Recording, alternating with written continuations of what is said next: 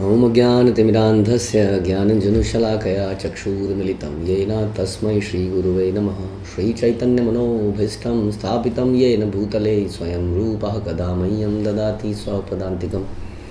वन्देऽहं श्रीगुरौ श्रीयुतापदकमलं श्रीगुरून् वैष्णवांश्च श्रीरूपं साग्रजातं सहगण रघुनाथान्वितं तं सजीवं साद्वैतं सावधूतं परिजनसहितं कृष्ण चैतन्यदेवं श्री राधा कृष्ण पादान सहगण ललिता श्री विशाखान्वितांश्च। हे कृष्ण करुणा सिंधु दीनबंधु जगतपते गोपेश गोपिका कांत राधा कांत नमस्तुते। तप्त कांचन गौरांगी राधे वृंदावनेश्वरी वृषभानुसुते देवी प्रणमामि हरिप्रिये। वाञ्छाकल्पतरुभ्यश्च कृपासिन्धुभ्यैव च पतितानां पावनेभ्यो वैष्णवेभ्यो नमो नमः। जय श्री कृष्ण चैतन्य प्रभु नित्यानंद श्री अद्वैत गदाधर शिवासादि गौर भक्तवृंद। हरे कृष्णा कृष्ण कृष्ण हरे हरे, हरे राम राम राम हरे हरे। नमो विष्णुपादाय कृष्ण प्रेष्ठाय भूतले श्रीमते भक्ति वेदांत स्वामिन्निति नामिने। नमस्ते सरस्वते देवे गौरवाणी प्रचारिणे निर्विशेष शून्यवादी पाश्चात्य देश तारिणे। जय जय श्री चैतन्य जयो नित्यानंद जय अद्वैत चंद्र जय गौर भक्तवृंद। जय जय श्री चैतन्य जयो नित्यानंद जय अद्वैत चंद्र जय गौर भक्तवृंद। जय जय श्री चैतन्य जयो नित्यानंद जय अद्वैत चंद्र जय गौर भक्तवृंद। श्री चैतन्य चरितामृत मध्य लीला चैप्टर 2 प्रयास संख्या 79। लीला शुक्र मर्त्य जन तार हय भवोद्गम ईश्वर से किह इह विस्मय। ताहे मुख्य रसाश्रय हई या छेन महाशया ताते हय सर्वभावोदय। लीला शुक यानी कि बिल्व मंगल ठाकुर एक सामान्य मनुष्य थे, फिर भी उनके शरीर में अनेक भाव उत्पन्न होते थे। तो फिर यदि पूर्ण पुरुषोत्तम भगवान के शरीर में ये लक्षण प्रकट होते हैं तो कौन सा आश्चर्य है। श्री चैतन्य महाप्रभु माधुर्य भाव में सर्वोच्च स्थिति पर थे, अतएव उनके शरीर में समस्त भाव स्वाभाविक रूप से प्रकट होते थे। तो बिल्वमंगल ठाकुर जो है लीलाशुक, ये बहुत महान भक्त माने गए हमारी परंपरा में। वे दक्षिण भारत के ब्राह्मण थे और उनका पहले का नाम शिलहण मिश्र था। जब वे गृहस्थ थे तो चिंतामणि नामक एक वैश्या पर उनको आसक्ति हो गई, किंतु अंत में उसी से उपदेश ग्रहण करके उन्हें वैराग्य ले लिया। उन्होंने एक पुस्तक शांति शतक लिखी और बाद में वे भगवान कृष्ण तथा वैष्णव की कृपा से महान भक्त बने। तब वे बिल्वमंगल ठाकुर गोस्वामी के नाम से प्रसिद्ध हुए। उस उन्नत अवस्था में उन्होंने कृष्ण कर्णामृत नामक एक पुस्तक लिखी जो वैष्णव में अत्यधिक विख्यात है। चूँकि वे भावमय लक्षण प्रदर्शित करते थे, अतएव लोग उन्हें लीला शुक कहकर पुकारते थे। तो इस तरह के भाव मनुष्यों में भी पॉसिबल हैं, उन्नत भक्तों में, बट वो भी to some extent. Chaitanya Mahaprabhu ने जो प्रकट किए वो और ज़्यादा महाभाव थे। और बिल्वमंगल ठाकुर की कथा से हमें समझ में आता है कि कैसे एक व्यक्ति जघन्य अपराध कर कर भी अपने आप को शुद्ध कर सकता है। एक वैश्या के चक्कर में पड़ गए थे, जहाँ वो जाती थी वहीं पहुँच जाते थे, उसके पीछे पीछे पीछे पीछे। बाद में उसने उसको धिक्कारा, वैश्या ने। उन्हें इतनी गिलानी हुई अपने ऊपर कि मैं क्या कर रहा था कि उन्होंने अपनी आंखें फोड़ दी। बाद में हम इतने महान भक्त हम सुनते हो बने कि उन्होंने पुस्तकें लिखी, उनके रेफरेंस दिए जाते हैं। तो जो भी हमने किया, अहम त्वाम सर्व पापेभ्यो मोक्षयिष्यामि, भगवान कहते हैं। भगवान हमारे सारे पापों को हर लेंगे, प्रोवाइडेड वी सरेंडर। हम सब ने जीवन में बहुत सिंफुल एक्टिविटीज़ करी हैं, कुछ ना कुछ हमसे हो ही जाती हैं। इसलिए हमें अपने जीवन को अपनी वो होती क्यों है, क्योंकि हमारी कुछ अभिलाषिताएँ हैं, उनके चक्कर में उनको पूरा करने के लिए हो जाती है। इसलिए भगवान को शरणागति यदि हम करेंगे, अपना तन मन धन, शरणागति का मतलब समझना पड़ेगा केवल 16 माला जप लेना या दीक्षा ले लेना इज नॉट शरणागति। शरणागति में हमारी कोई स्वतंत्र इच्छा नहीं रह जाती है। भगवान गुरु की इच्छाएं, मिशन की कार्य, यही हमारे कार्य हो जाते हैं। तो शरणागति करेंगे तो हमारे सारे पाप समाप्त हो सकते हैं, महान से भयंकर भयंकर पाप भी। पूर्व ब्रज विलास यही तीन अभिलाषे यत्ने अस्वाद नहिल श्री राधार भाव सार आपने करी अंगीकार से ही तीनों वस्तु आस्वादिल। वृंदावन की अपनी पूर्ववर्ती लीलाओं में भगवान कृष्ण 3 विभिन्न प्रकार के भावों का आस्वादन करना चाहते थे वृंदावन की लीलाओं में, किंतु अत्याधिक प्रयत्नों के बाद भी वो ऐसे कर नहीं पाए। ऐसे भावों पर श्रीमती राधा रानी का एकाधिकार है। जैसे विरह, अब कृष्ण को कृष्ण से विरह कैसे महसूस हो, है ना।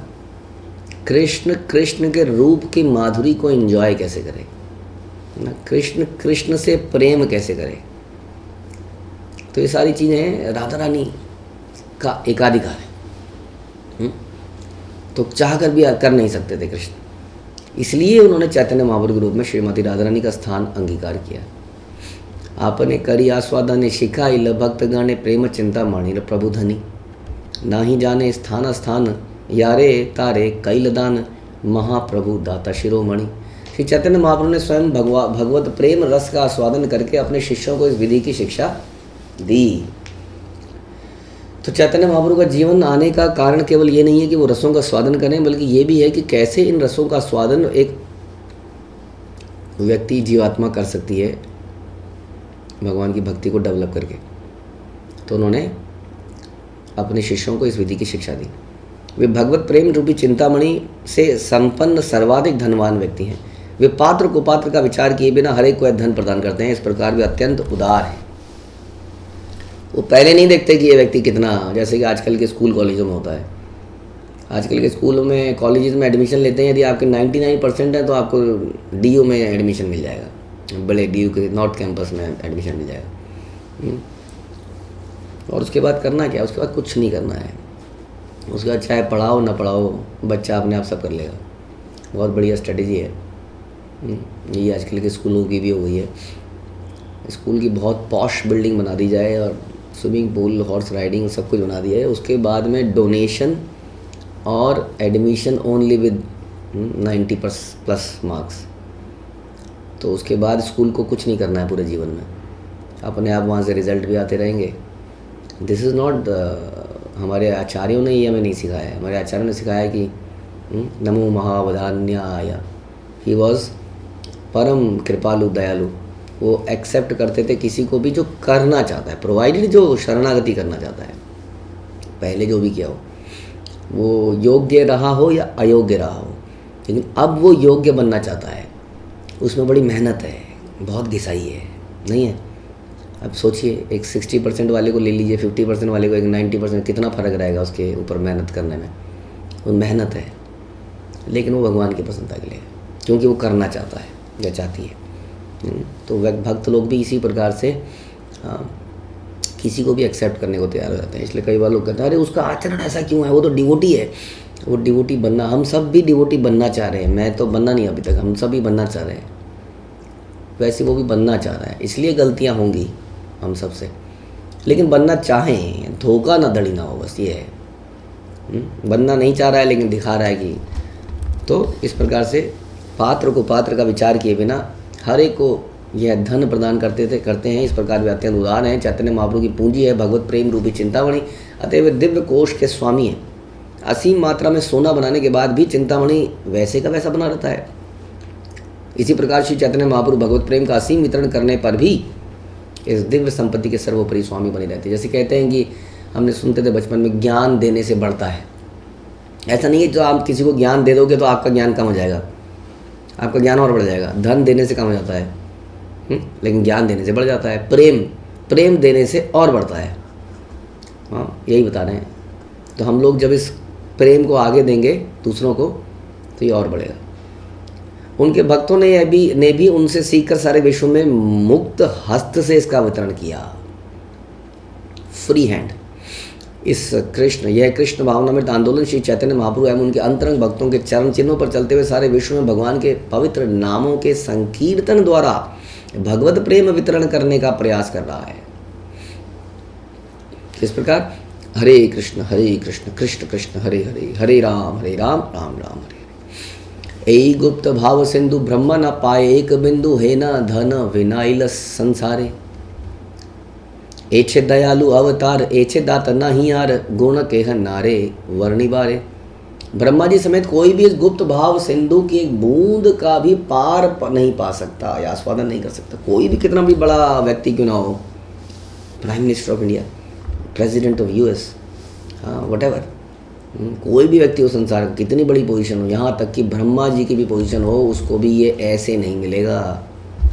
आपने तो कहा था कि ये पात्र कुपात्र को नहीं देखता है, हाँ, लेकिन उसके अंदर लौल्यम होना चाहिए, उसके अंदर इच्छा होनी चाहिए, या उसके अंदर करने की इच्छा होनी चाहिए, शरणागति करने की इच्छा होनी चाहिए, वो किसी भक्तों के प्रति श्रद्धा होनी चाहिए, वो साधु को देखे तो उसको प्रणाम करे, है ना, रिस्पेक्ट करे, सर्व करे, कोमल श्रद्धा। श्रद्धा से क्या होता है, साधु संग होता है, कम से कम जानवर ना हो। आजकल जानवर भी हैं इंसान, साधुओं को देख के तिरस्कृत करते हैं, गाली देते हैं, आ गए बैठे हैं नौकरियां छोड़कर, किस पे, समाज पे बोझ कहीं के। वो अपने धन से, अपने उससे ऐश्वर्यों से, घमंड से अंधा हो चुका है। ऐसे लोगों का नहीं हो पाएगा ना।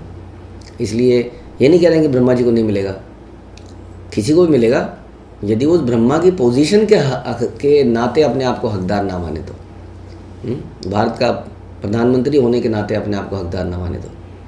वो बहुत ही सिंपल व्यक्ति बन के आए, शरणागति करने की इच्छा हो, साधुओं के प्रति श्रद्धा हो, एटलीस्ट श्रद्धा से ही सारे काम चालू होते हैं। इतना उसके अंदर एक कल्चर हो। वैदिक कल्चर में साधुओं को बहुत रिस्पेक्ट दी जाती थी, पैर छूना, घर में बुलाना, प्रसाद खिलाना, है ना। यहीं से साधु संग हो जाता है। फिर वो कुछ बातें बोल देते हैं, वो बातें दिमाग में घुस जाती हैं ज़िंदगी भर, है ना। आज भी हमें कई ऐसी बातें याद आती हैं जो बचपन में हमने सुनी थी, हाँ वो ऐसा बोलते थे, यस, ऐसा कल्चर हमने बचपन में देखा थोड़ा, गीता इत्यादि का, तो बातें आज भी ध्यान आती हैं। उसी तरह से हमारे बच्चे सुन रहे हैं आज बचपन में, कितना समझ में आ रहा है डज नॉट नो, लेकिन एक समय पर इनकी ये बातें इनके दिमाग में घूमेंगी, हाँ ऐसा बताया गया था। तो केवल श्रद्धा करने से बहुत लाभ मिल जाता है। तो ये कल्चर था हमारा वैदिक कल्चर, जिसमें साधुओं के प्रति बहुत श्रद्धा हुआ करती थी। अब वो समय चला गया है। अब श्रद्धा होती है सक्सेसफुल आदमी के ऊपर, जो ज़्यादा कमा रहा है, उसके पास लोग काउंसलिंग लेने जाते हैं, इस प्रकार। तो इसलिए ये किसी को नहीं मिलेगा, ये कोई आस्वादन नहीं कर सकता, ब्रह्मा भी नहीं कर सकते यदि वो ये भाव ना रखें तो। किंतु चैतन्य महाप्रभु ने अपनी हेतु की कृपा से भगवत प्रेम को सारे विश्व में बांट दिया है। अतएव चैतन्य महाप्रभु से बढ़कर उदार कोई नहीं है, उनसे बड़ा कोई दाता नहीं है। कई बार तो ऐसा हुआ है कि महाप्रभु ने श्रद्धा पैदा कर दी है सामने वाले के अंदर, नहीं भी है तो भी, है ना। कितने ऐसे केस मिलते हैं। अमोघ की लीला में हम सुनते हैं। So Amogh was envious person. Amogh envious व्यक्ति था, ईर्ष्यालु व्यक्ति था, सार्वभौम भट्टाचार्य का दामाद था, लेकिन महाप्रभु की निंदा कर रहा था। क्या खाता है, सन्यासी होके इतना खाते हो, हाँ। तो उसको बाद में इन अपराधों से कोड़ हो गया, या जो भी और बीमारी हो, मरने लगा, मरने की पोजीशन पे आ गया। महाप्रभु उसके पास गए, उसके सीने में हाथ रखा, बोला क्या इस ईर्ष्या को अपने हृदय में बैठाए बैठे हो, निकालो इसको। और महाप्रभु ने उसके हृदय से ईर्ष्या समाप्त कर दी और उसको प्रेम दे दिया। ऐसा भी वो क्यों हुआ? वो इसलिए हुआ क्योंकि वो वैष्णवों से समाव कनेक्टेड था। इसको कहते हैं अहेतु की कृपा, जहाँ श्रद्धा नहीं होने पर भी भगवत प्रेम दे दिया गया। इसलिए वो सबसे बड़ा दयालु हैं। उसके अंदर श्रद्धा नहीं थी, लेकिन क्योंकि वो एक महान वैष्णव का दामाद था, हाँ, तो महाप्रभु चाहते नहीं थे ऐसा कुछ हो। क्या ये ईर्ष्या को रखे हो, ईर्ष्या जब तक रखोगे तब तक हृदय में जलन रहेगी, हाँ, एसिडिटी। तो उस जलन को निकाल दिया और उसको भगवत प्रेम दे दिया। तो उनके दिव्य गुणों का वर्णन कौन कर सकता है। कई बार कथा नहे कहिले, केह ना बुझाए, एछे चित्र चैतन्येरा रंग, सेई से बुझेते पारे, चैतन्येरा कृपा यारे, हाया तारा दासानुदास संग।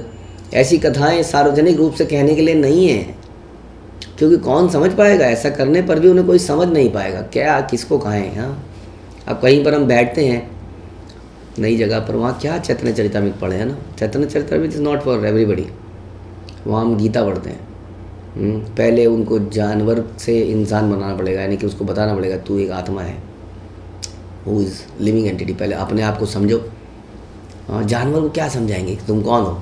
हाँ, जानवर को नहीं पता ना अपनी आइडेंटिटी, मैं ये हूँ, इसका बेटा हूँ, यहाँ इस ग्राम का रहने वाला हूँ, मेरे पिताजी यहाँ के थे, मैं इस देश का हूँ, उसे कुछ भी नहीं पता, उसे शरीर के बारे में तक नॉलेज नहीं है।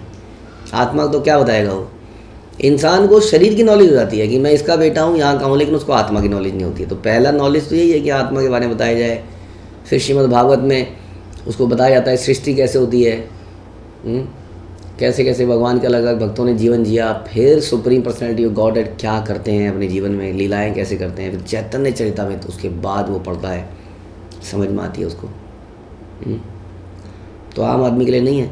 चैतन्य महाप्रभु की लीलाएं इतनी अद्भुत हैं, जो उन्हें समझ सकता है उस पर चैतन्य महाप्रभु ने अपना निजी दास की संगति प्रदान करके अवश्य कृपा की है। तो भगवान कैसी कृपा करते हैं कि हमें अपने दासों के दास के संग में डाल देते हैं। इस प्रकार हमारे पर कृपा होती है। We don't want to connect directly with anybody. हम तो जो भी मिल जाए हमें सर्व करने के लिए, हम उसी की शरणागति करके उसके सेवक बनने के लिए तैयार रहते हैं। We should try to understand the kripa. हम कई बार कृपा लूटने का प्रयास करते हैं एंड वी थिंक दैट कृपा मिलेगी जब हमारे सर पे कोई हाथ रख देगा, अपना पैर हमारे सर पे रख देगा, हमें आशीर्वाद देगा। लेकिन कृपा का जो भंडार है अल्टीमेटली कृष्ण है। जैसे हर चीज़ के भंडार वही हैं, वहीं से कृपा आती है। इसलिए यदि हम अपनी इस दासानुदास फिलॉसफी को अपनाते हैं तो भगवान देख लेते हैं कि ओ ये उस दिव्य पुरुष के पास डायरेक्टली उसकी सर पे हाथ तो नहीं लग पा रहा है बेचारे के। Just try to understand this point. जैसे कि दुखी थी, हम सब ने सुनी है कथा चैतन्य चरितामृत में। दुखी चैतन्य महाप्रभु को अभिषेक नहीं कर पा रही थी, क्योंकि उसका काम कहीं लाइन में पीछे केवल गंगा जी से बाल्टी भर के जल लाना और रख देना था। लेकिन भगवान ने उस पर कृपा करी, क्योंकि ही कैन सी एवरीथिंग, कौन कहाँ पर है। तो किसी के under he may not be a divya personality. Try to understand, it is not important कि हम किसी दिव्य पर्सनैलिटी के अंडर में हैं और उनके अपने सर पर उनका हाथ रखवा रहे हैं। What is important is गोपिर भर्तुर पद कमलेरो दास दासान दास। There somewhere we are stuck। हाँ, जैसे मैं किसी को बता रहा था कि मधुमक्खी के छत्ते में सारी मधुमक्खियाँ चिपकी हुई हैं। जो जहाँ चिपका हुआ है उसको चिपके रहने दो, वो कंट्रीब्यूट कर रहा है उस छत्ते के अंदर। Don't try to do that कि ये मक्खी यहाँ क्यों चिपकी हुई है, निकालो यहाँ से, इसको इसके अंडर में डालो, नहीं तो इसके अंडर में हो। ये तुम्हारे गुरुजी हैं। Till the time we are serving this whole system, गुरु परंपरा जिसको हम कहते हैं, और वहाँ पे कहीं पर हम अटके हुए हैं, कहीं पर हम चिपके हुए हैं, तो कृष्ण पूरे सिस्टम को आशीर्वाद देते हैं। इज़ द सोर्स ऑफ आशीर्वाद। तो आशीर्वाद सर पे हाथ रखने से नहीं आएगा, आशीर्वाद आएगा इफ़ वी, अगर हम उस मिशन को पूरा करें जिसके लिए ये गुरु परंपरा बनी है। गुरु परंपरा का एक पर्पस है, गुरु परंपरा का और कोई पर्पस नहीं है। कि ऐसा नहीं है सबको दीक्षित बनाना है, सबके आगे दास लगाना है, ये पर्पस थोड़ी है। कंपनी में आप ज्वाइन करते हो, आपका ईमेल आईडी बनता है, वहाँ पे भी आपका नाम बदलता है, mister Suresh Sharma @solutions.com, right. Das, उसने भी समझ लीजिए दास की तरह एक टाइटल लगा दिया आपके नाम के आगे। लेकिन वो क्यों लगाया? इसलिए नहीं लगाया कि आपको सैलरी मिलती रहे, या उसके बाद देयर इज एक्सपेक्टेशन कि आप उसको उस कंपनी के मिशन में लग जाओ। उसी तरह से it is not the purpose कि हमें दीक्षा मिल जाए, दास लग जाए।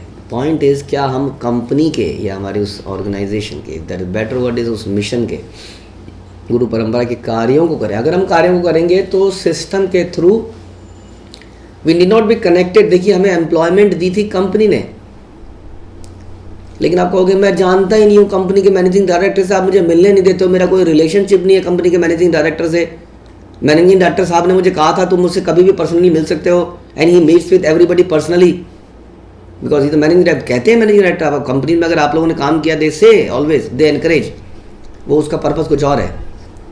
दे एनकरेज कि आप कभी भी मेरे पास सामने आ सकते हो, मेरे रूम में आ सकते हो कभी भी। मैंने देखा है जो बढ़िया बढ़िया लीडर है वो ऐसा बोलते हैं, उसका पर्पस बहुत सारे हैं। एक एनकरेजमेंट मिलती है व्यक्ति को कि यस आई कैन अप्रोच। दूसरा क्या है, कंपनी में कभी कोई बहुत बड़ी गड़बड़ी हो रही होती है तो एक विंडो होती है खुली होती कि ये वहाँ पर कुछ गड़बड़ी चल रही है, माना ऐसा नहीं है, इसमें चुगली वगैरह काम ना चालू हो जाएगा ही, तो इसलिए भी वो एक विंडो ओपन करके रखते हैं। उनका स्टाइल है, तो ये भी दिखाते हैं कि हम we are very free style. ऐसा नहीं है कि always you have to follow this ladder.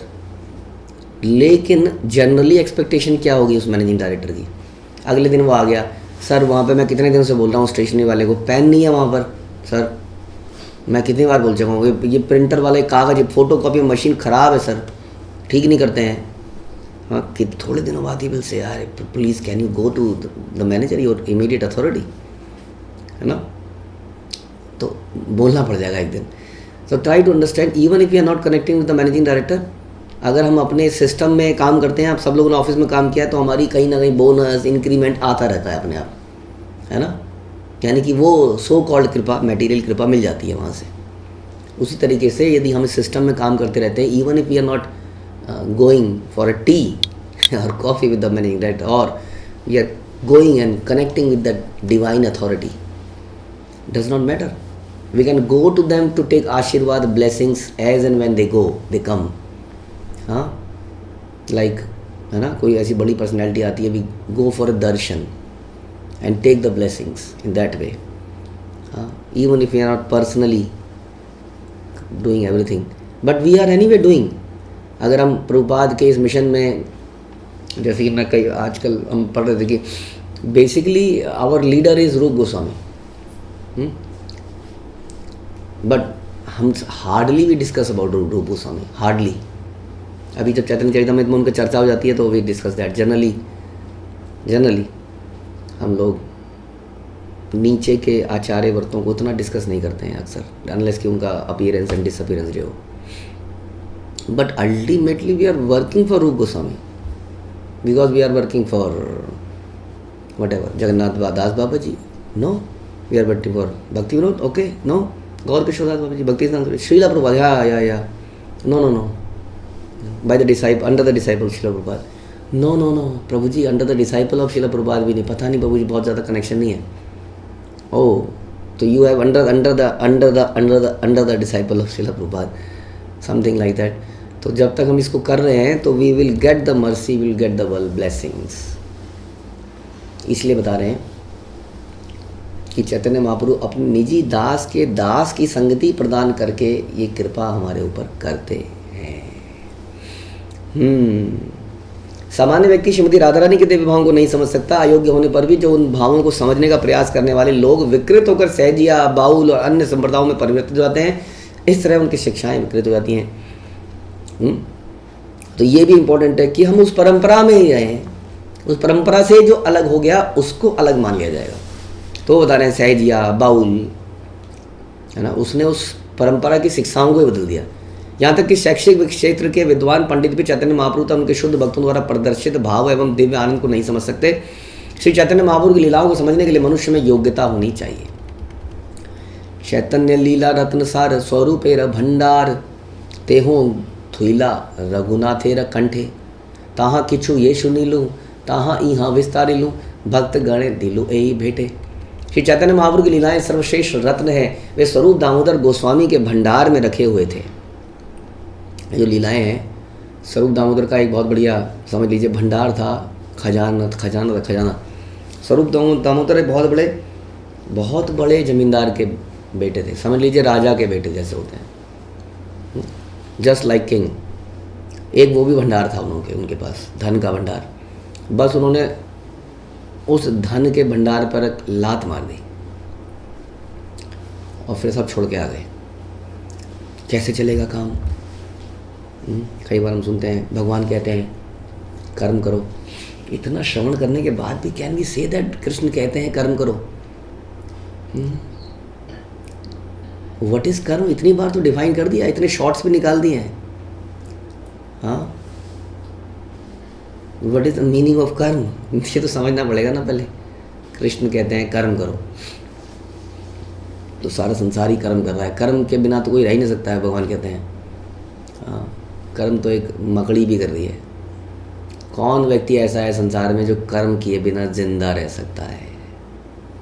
एक भिखारी भी कर्म करता है, भीख मांगने का कर्म, वो भी कर्म किए बिना जिंदा नहीं रहता है। बट हम किसको कर्म कहते हैं, किसके लिए जीना है, किसके लिए मरना है, दैट इज़ इम्पोर्टेंट। तो रघुनाथ दास गोस्वामी ने उस भंडार को लात मार दी थी और फिर एक दूसरा भंडार बनाया था। इस भंडार को बनाने के लिए भी तो कर्म करना पड़ेगा ना। हाँ, just try to see the life of a devotee is more engage than a karmi. एक कर्मी व्यक्ति इतना कर्म नहीं करता है जितना कि डिवोटी कर्म करता है। ज़रा उसकी दिनचर्या तो देखिए। हम कह रहे हैं कि कर्म करना पड़ेगा, भगवान कहते हैं, कृष्ण कहते हैं कि कर्म करो। ये भी तो आपने शायद पुरानी अपनी उस अंडरस्टैंडिंग को आज तक धोया ही नहीं। इतने साल बीत गए। बहुजन्म यदि करे श्रवण कीर्तन तबु तो न पाए प्रभु प्रेम धन। इतने सालों तक श्रवण कीर्तन किया लेकिन उस पुरानी लिखावट को नहीं मिटाया जो हमें पहले से लिखी हुई थी। कृष्ण कहते हैं कि कर्म करना है, वो तो बहुत पुराना आपने सुना था। उसके बाद तो बहुत सारे वर्जन बता दिए गए थे इतने सारे सालों में। हाँ, इसलिए मैं कह रहा हूँ, कौन डिवोटी है जो कहता है डिवोटी कर्म नहीं करता? कैन यू से दैट कि डिवोटी कर्म नहीं करता? उसको यहाँ बता रहे स्वरूप दामोदर के पास एक भंडार था, लेकिन हमने तो सुना उन्होंने अपना भंडार त्याग दिया था। हाँ, उन्होंने दूसरा भंडार एकत्रित किया था। भगवान की लीलाओं का सर्वश्रेष्ठ रत्नों का भंडार, वो उन्होंने अपनी डायरी में लिखा था। संसार के लोग भी लिखते हैं ऑफिस के अंदर, हाँ जी सर बताइए sir, yes sir, okay sir, जी सर, ओके सर, जी सर, मैं मेल भेज देता हूँ, जी सर। लिखते हैं हम, बहुत सारे भंडार इकट्ठा करते हैं, ईमेल्स के, लेटर्स के, मीमोस के। रघुनाथ दास गोस्वामी ने भी लेटर लिखे थे, जैसे शिला प्रभुपाद के लेटर्स हैं जो आज हम दिव्य रत्नों की तरह उनको पढ़ते हैं, वैसे ही रत्न थे स्वरूप दामोदर के। स्वरूप दामोदर गोस्वामी ने रघुनाथ दास गोस्वामी को उनके बारे में बताया। हाँ, तो मैं रघुनाथ दास गोस्वामी के बारे में बता रहा था, ही डिड दैट। रघुनाथ दास गोस्वामी ने रत्न कहाँ से प्राप्त किए बता रहे हैं? ये रत्न प्राप्त किए स्वरूप दामोदर से। स्वरूप दामोदर ने इनको साक्षात देखा, इन रत्नों को साक्षात उठाया, महाप्रभु की लीलाएं देखी, रत्न जोड़ लिए। रघुनाथ दास गोस्वामी ने स्वरूप दामोदर की सेवा करी और विरासत में रत्नों को प्राप्त कर लिया। विरासत में प्राप्त होती ना, तो उन्होंने प्राप्त कर लिया। तो रघुनाथ दास स्वामी को उनके बारे में बताया, और रघुनाथ दास स्वामी ने क्या किया? कृष्णदास कविराज ने रघुनाथ दास गोस्वामी की सेवा करी और विरासत में इन रत्नों को पा लिया। तो वो बता रहे हैं कि रघुनाथ दास गोस्वामी ने ये लीलाएं मेरे सामने दोहराई। मैंने जो कुछ थोड़ा बहुत रघुनाथ दास गोस्वामी से सुना, उसी को इस पुस्तक में सभी भक्तों को भेंट रूप में वर्णित किया है।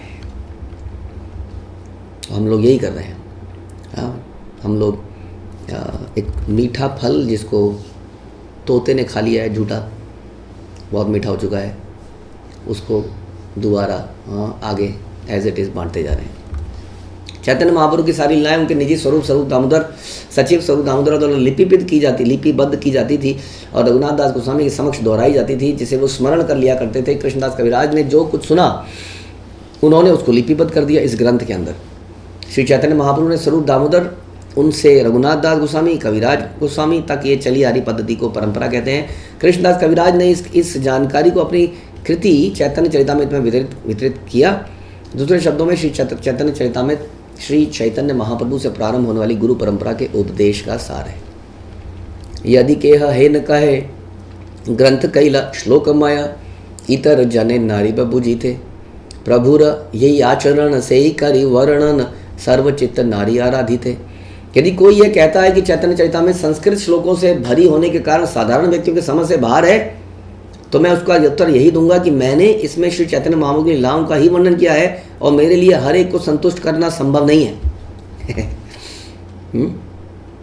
प्रभु जी वो कह रहे हैं, वो कैसे कर पाएंगे इस काम को? हाँ, अब कोई गुरु परंपरा के अंडर में कोई कार्य हो रहा है, प्रोजेक्ट हो रहा है, कोई व्यक्ति ये चर्चा कर रहा है, ऐसे थोड़ी होता है, वो कैसे करेगा, वो कैसे करेगा, वो कैसे करेगा। तो कृष्णदास कविकार आपके बाद कह रहे हैं हर किसी को संतुष्ट कर पाना पॉसिबल नहीं है जी। We are here to satisfy Krishna and his guru. बाकी लोगों को तो सर्व करना था, इस प्रोसेस में आना था साथ में। वाई दे वांट कि दे शुड बी सर्व्ड।